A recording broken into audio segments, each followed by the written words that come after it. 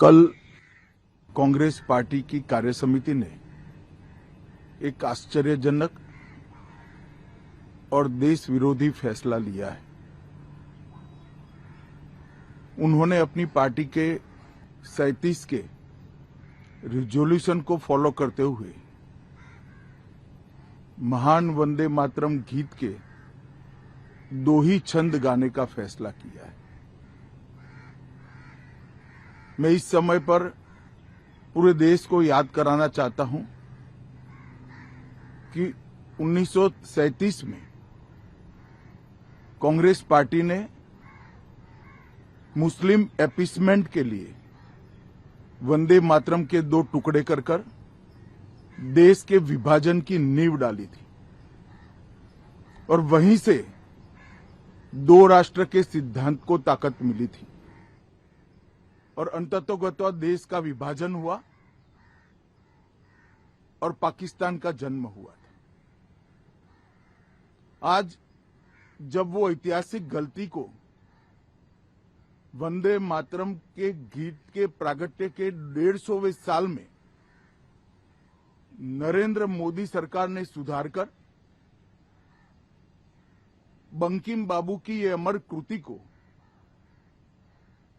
पूरा गीत गाकर राष्ट्रीय एकात्मता को फिर से एक बार सुदृढ़ करने का प्रयास किया है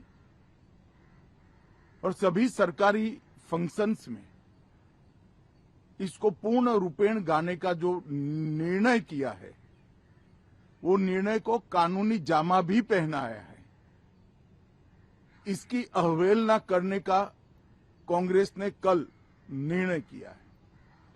कांग्रेस का ये निर्णय केवल और केवल इनकी घोर तुष्टीकरण की नीति की पुष्टि करता है। वोट बैंक के तुष्टीकरण के लिए उन्होंने स्वर्गीय बंकिम बाबू के इस अमर कृति का न केवल अपमान किया है, वो लाखों शहीदों का भी अपमान किया है जो वंदे मातरम का नारा लगाते लगाते देश की आजादी के लिए फांसी पर चढ़ गए, जिन्होंने कई साल जेल में काटे।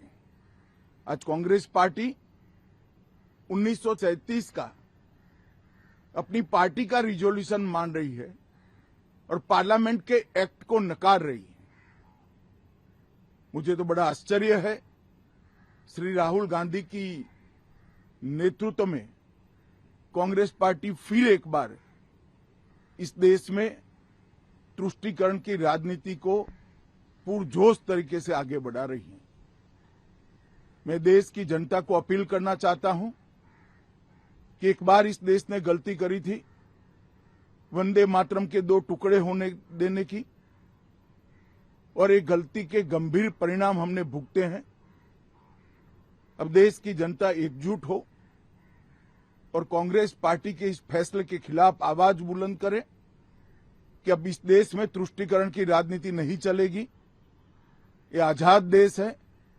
आजादी के 80 साल के बाद 1937 में जो फैसला कांग्रेस ने किया था, जिसको नरेंद्र मोदी जी ने सुधारा है, उसके सामने का कोई विरोध इस देश की जनता नहीं सहन करेगी।